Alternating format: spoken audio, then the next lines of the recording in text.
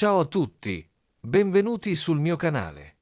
Come mantenere una dieta sana?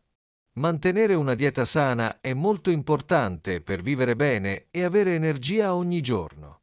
Una dieta equilibrata non significa mangiare poco o eliminare tutti i cibi che ci piacciono, ma vuol dire scegliere con attenzione quello che mettiamo nel piatto e imparare ad ascoltare il nostro corpo.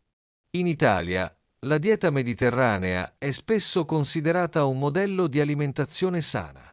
Questa dieta si basa sul consumo di frutta, verdura, cereali integrali, legumi, pesce, olio d'oliva e una quantità moderata di carne e latticini.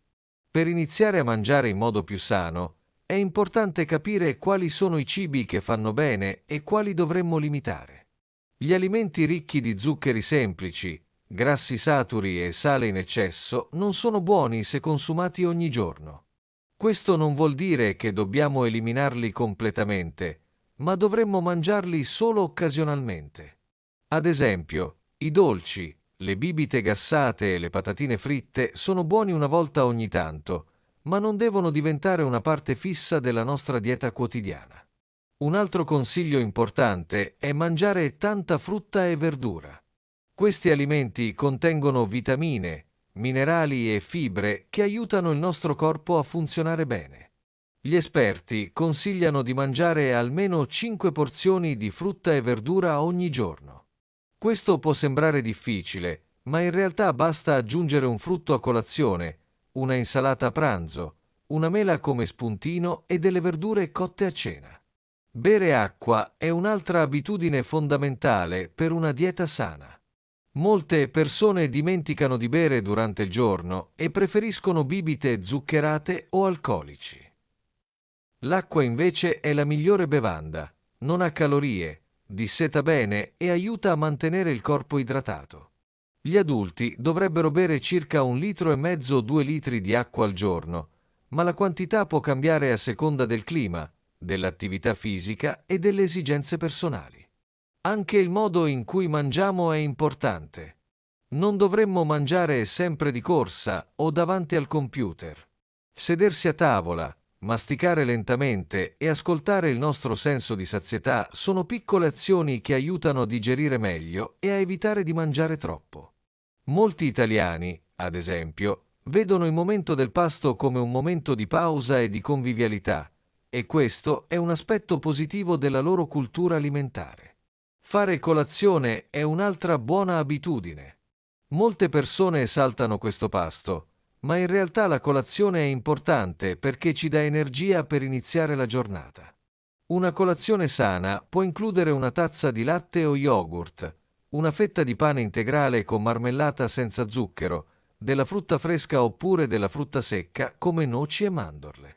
Chi ama il salato può mangiare una fetta di pane con un po' di formaggio fresco o prosciutto cotto. L'importante è non scegliere sempre brioche molto dolci o snack industriali. Inoltre, è utile pianificare i pasti in anticipo. Spesso le persone mangiano male non perché non sanno cosa fa bene, ma perché non hanno tempo di cucinare o non hanno preparato nulla. Se prepariamo il pranzo da portare al lavoro o cuciniamo in anticipo per la settimana, possiamo evitare di comprare cibi pronti troppo grassi o salati.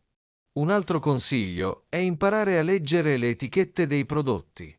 Nei supermercati troviamo tanti alimenti confezionati e non sempre sappiamo cosa contengono. Leggere la lista degli ingredienti e la quantità di zuccheri, grassi e sale ci aiuta a fare scelte più consapevoli. Una colazione sana può includere una tazza di latte o yogurt, dei cereali integrali, della frutta fresca o secca.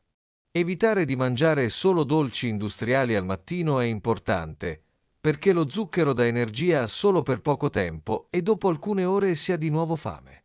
Una colazione equilibrata, invece, mantiene il livello di energia più stabile fino all'ora di pranzo. Anche il pranzo e la cena dovrebbero essere bilanciati. Non è necessario mangiare carne ogni giorno. Si possono alternare diversi tipi di proteine, come il pesce, le uova, i legumi e il tofu per chi non mangia prodotti animali. I carboidrati, come pasta, riso, pane o patate, non devono essere eliminati, ma scelti con attenzione, meglio quelli integrali, che hanno più fibre e saziano più a lungo. L'olio extravergine di oliva è la fonte di grassi più consigliata nella cucina mediterranea, ma bisogna usarlo con moderazione, perché anche i grassi sani hanno calorie. Uno degli errori più comuni è mangiare troppo sale.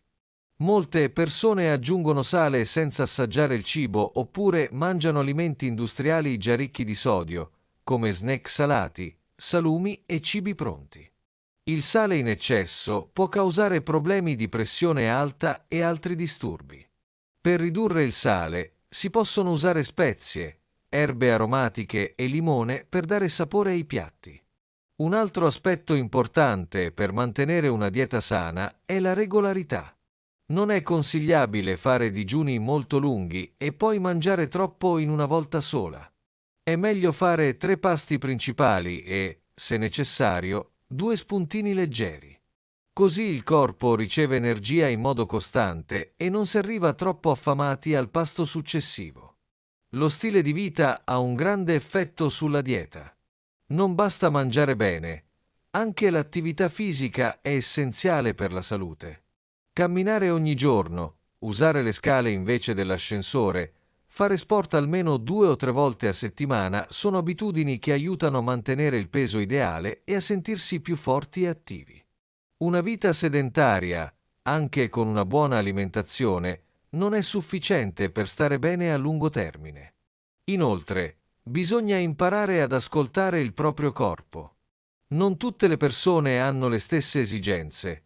Un bambino, un adulto e un anziano hanno fabbisogni diversi.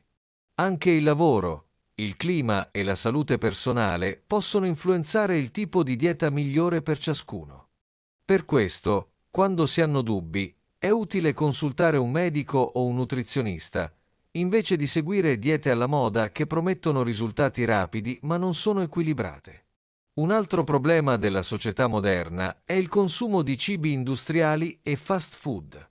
Questi alimenti sono pratici, costano poco e fanno risparmiare tempo, ma spesso contengono troppi grassi, zuccheri e additivi.